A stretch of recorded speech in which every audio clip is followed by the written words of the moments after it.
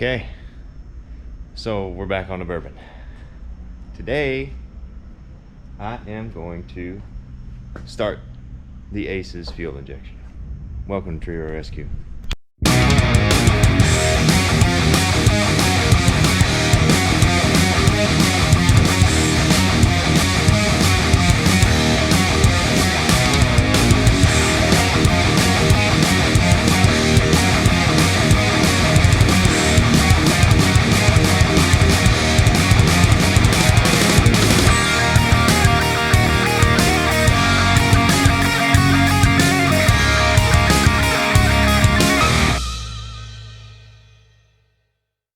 The setup. So we got the entire fuel system that I need. We got pump, filters, regulator, fuel line fittings, bracketry for it all comes in the kit. So everything you need right there, one kit for the fuel system. Over here we got the powerhouse. We got the heart of the whole situation. KILLSHOT EFI from ACES.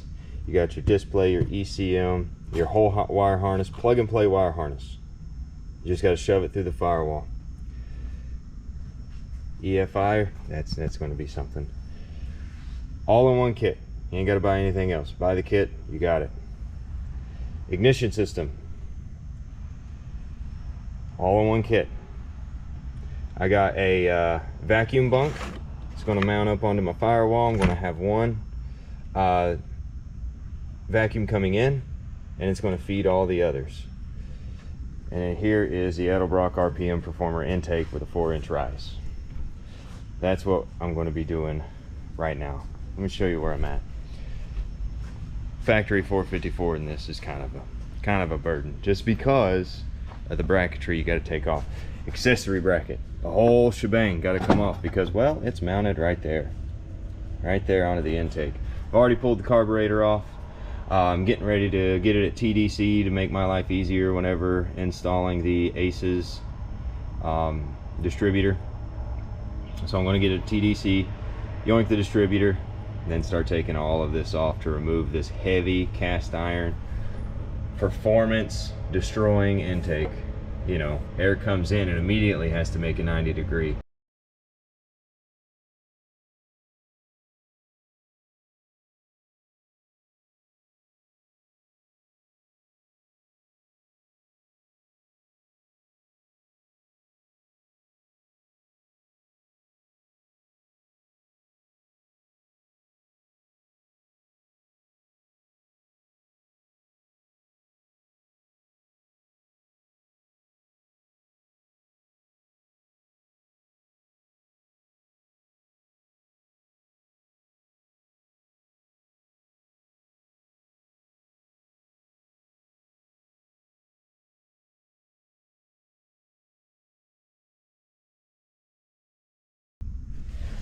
Whoever owned it before me took care of it. But let's clean this up and get a fresh, new, shiny intake in there. I'm excited. So if you're building for high performance, which I'm not, I'm just doing it because I want to do this, you take your intake manifold gasket and you put it on your head just like this, and you mark out the extra, the excess, the overlap. And to get better flow, air likes to flow smoothly, not at 90-degree bends. So with my intake, my air is going to be hitting these portions of it, and it's going to slow that air down. It's not going to do its job as efficiently as it could. What you could do is take some of that milling paint, put on there, and take a Dremel and Dremel these out to where it's a smooth transition. And I mean, it'll give you a couple of HPs, but it'll allow the air to flow smoother, give you a little bit better performance. So just if you're going that route, which I am not, if I was going that route, that head would be off and I would do it off of the vehicle. That way I'm not getting metal shavings down into the engine. Common sense things. So if you plan on doing that, be sure that you're removing the head.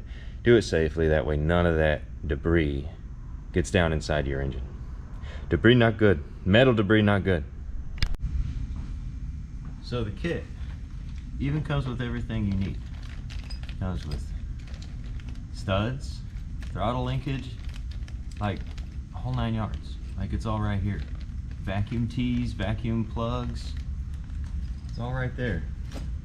And the way that I do it, it's probably the way that everybody does it, is I double nut the stud and I just run it down until I'm where I need to be. Then break the top nut loose and bada bing, there we are. And I'll repeat, rinse and repeat for the other 3. And it's nice because it's stainless hardware for the price you pay for it. I mean, considering the alternative, it's really cheap, but it's not bad. Not bad at all. I'm okay with some stainless hardware.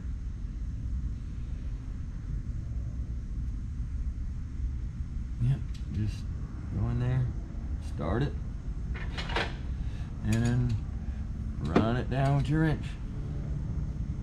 Not too much though, because, well, once it stops and reaches the sleeve, stop, don't over torque it, because, well, you're going to mess up threads in your intake and that makes for a bad day. So yeah, and don't drop it in the intake. Typically I tape this, I just haven't done that yet. Probably going to do that right here and now. And yes, I normally use masking tape, but the way it seems right now, my shop currently doesn't have any. You just put it on there. You ain't got to beat on it. You don't want to leave any tape residue on your intake.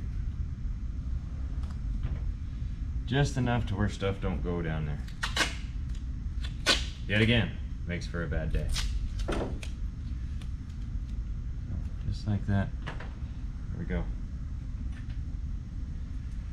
So I'm going to put these last 2 in and then set ye old ACES on the intake. Well, we're making progress. So here's what it's going to look like. Got the new intake on. Got some hardened, case hardened bolts. Cheapo ARP hardware. I think the gold kind of looks good with it. But that's essentially how it's going to ride. Throttle on this side. I'll run my ECU and everything coming out here. Bolted up to the firewall somewhere. Inner fender well. Yeah, it's going to look really neat. I'm stoked. So after this, I'm just going to bolt the KILLSHOT on, and then from there I'm going to move to running fuel system and the distributor. Probably going to go ahead and do the distributor then the fuel system, but hey, you know,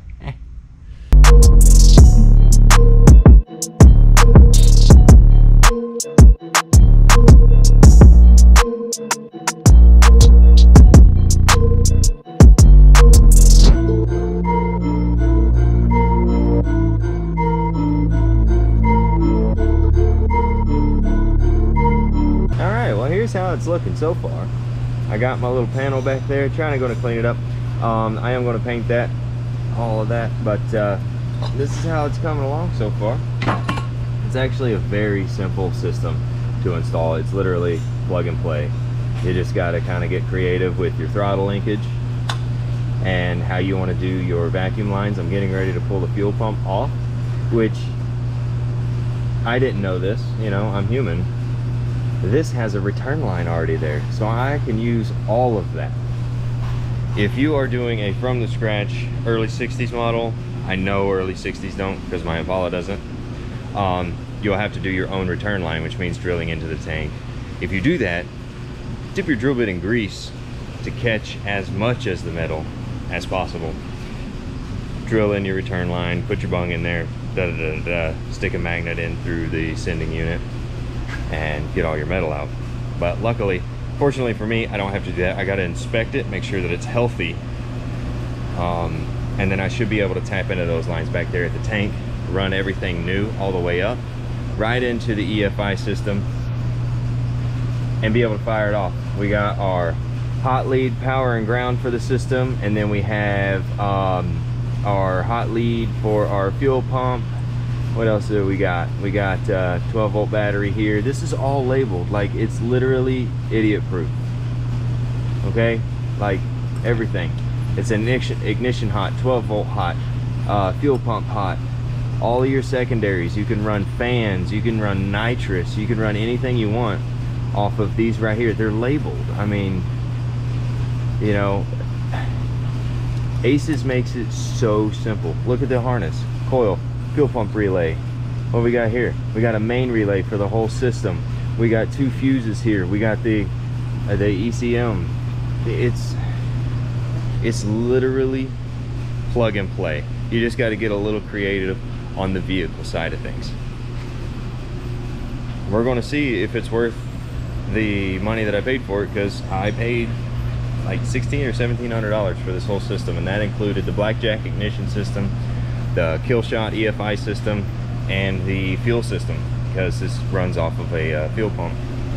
A fuel pump does not create enough PSI. I want to say you got to have at least 40 PSI to run this EFI efficiently. And one thing that's interesting to me is your O2 sensor. Come down here with me. You only get one O2 sensor to read the average over the one bank. So I'm going to tie mine in right here just in front of the X pipe. Would I like to go just at the X pipe so it can read both banks? Absolutely. If I was going for power, I would assume, I don't know this for sure, so don't hold it to me, that I could get a piggyback system for the O2 sensors and run one off each bank if I was going for power and performance. You know, if I was racing it down the drag strip or something like that. That's something that you would have to contact ACES for, that I have not done, because I'm not planning on doing that. I'm going to do it per the instructions, word for word. I'm going to go about a couple of inches behind the accumulator at the header, where that whole bank comes together, all 4 cylinders. I call it the accumulator. It's just, I deal with mobility equipment all the time, so I have terms for things that don't match, but it's just, that's me. I help out the handicap, love it. Anywho and wait. So that's where we're at. I'm getting ready to tear into this fuel system. I've been kind of procrastinating. I got to get this video out. So I'm going to tear into that. I'm going to record some of it. Some of it I'm not going to record because I'm in a hurry. I gotta hurry up and get this done, because I want this truck out of my bay. Because this isn't at my house. This is at my shop. So it's in my bay. It's in my left bay. It's in the way. Oh, didn't know it. Bars. No, that was garbage. Anyway, carrying on. All right, so I am now working on my fuel system. I have my Micron 10 filter all the way up here, getting ready to go into the EFI system. I like that zip tie, that's gonna go away. So it's coming off of my factory line. I have a return line and a fuel in line coming from the tank that's up here. So my Micron filter is right here just before it goes into the EFI unit. And this is my wiring. So we got battery hot. It's gonna go over here to the battery. Ground, I'm gonna put it on a good solid body ground somewhere. This is our ignition hot. No, I'm sorry, this is the ignition hot, my apologies. And everything's labeled. So ignition key, so this is a keyed hot. And this right here is your pump positive. And on your pump, it's simple. You have your positive terminal and you have a ground terminal.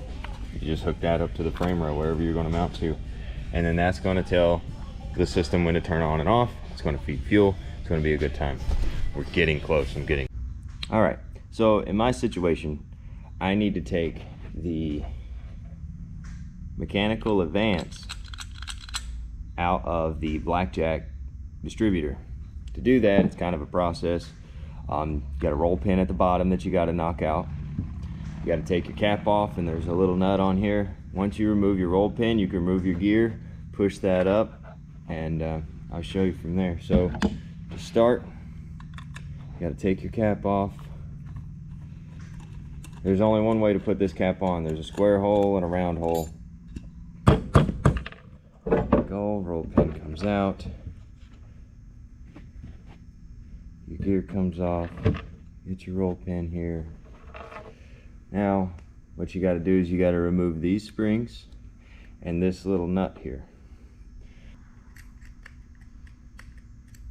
Then whenever you go to time this, you got to make sure that your paddle, because this is essentially a Halifax distributor. So you have several different metal little ears in here. And I'll show you that here in just a second. And what you want to do is line that up dead center of where your number one cylinder is, top dead center. I mean, granted, in my case, they want you to go 15 degrees. And I'm just using a little awl or another punch to get these springs off of here nice and safely. What you're doing is you're locking the ignition timing, advanced timing. So you see here we have movement. So what you do is you lift that up, rotate it around. You got to get rid of your little spacer here, just like that. And now you don't have any movement. So now that's locked, and now we need to put our nut back on, because now our advance is now locked out.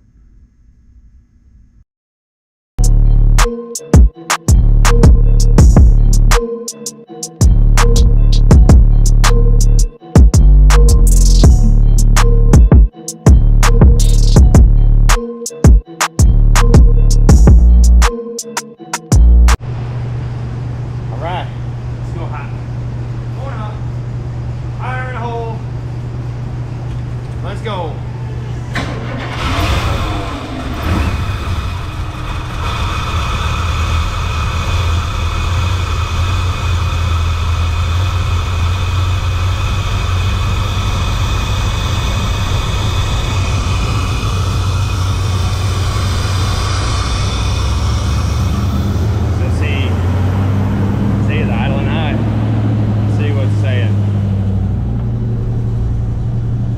Get it up to operating temperature.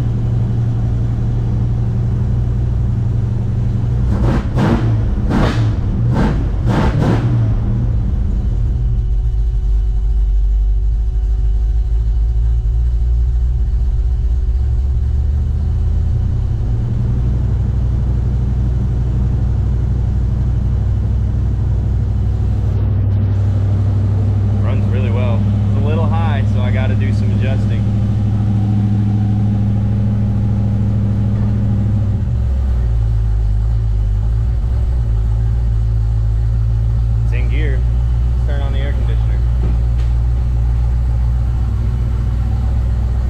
Conditioning is idling at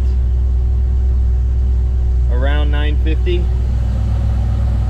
I'm okay with that. AC's working.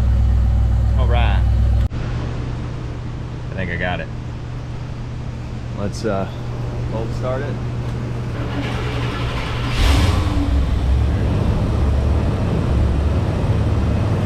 Check out this throttle response. It'll jerk you back the neck out. See, we're running at right at 1,000 RPM. There we go. She's settling down. IAC position is 5. I still got to tune that. That's because it is not at the RPM that I set it at. I just started it. It's at 180 degrees. There we go. See, it's kind of moving around there. You want it between 6 and 20. It's sitting at 5. I can adjust that out of it. My AFR, I want it to be about 14.5, something like that, somewhere in that range. That way I'm not running as rich. We are at 15 degrees advanced. Oh, it sounds so good.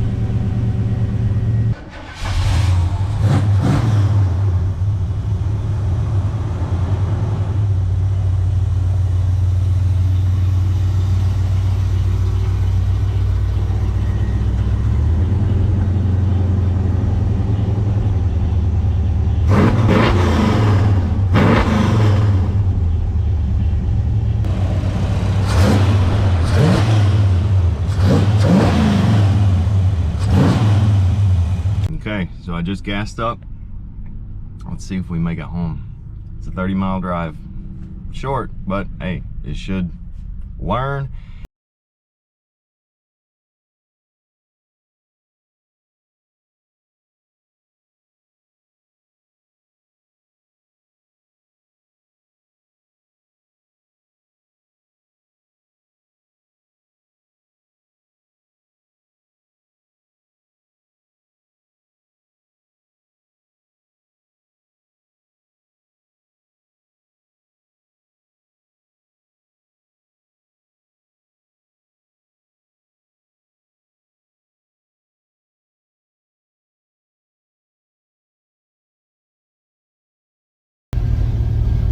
Doing good. We're staying at around 200 degrees. Cruising RPM is about 20, 21, 2200 so far. I've only been able to do 60. So right now it's running so good. Like all of my measures here are just right on point. So AFR is good. The idle control is correct. The IAC position is working the way that it should be. I mean, I have no complaints. Let's see how we do.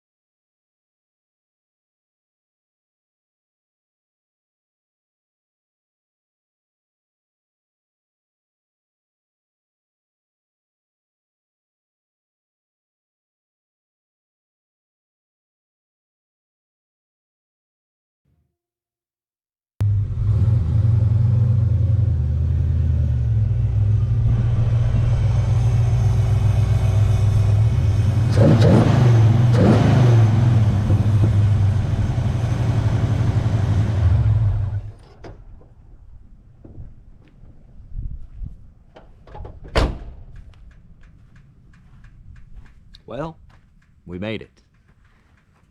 Definitely worth the money. Like, every bit of it. So, prior to doing the EFI and the intake and everything like that, to drive from my house to my shop, it would take about a quarter tank of fuel every trip. There, quarter tank. Back, quarter tank. I was getting right at 5 miles to the gallon. I put just over 3/4, let's say 7/8 of a tank from my shop back to my house here, it's sitting on 3/4 of a tank.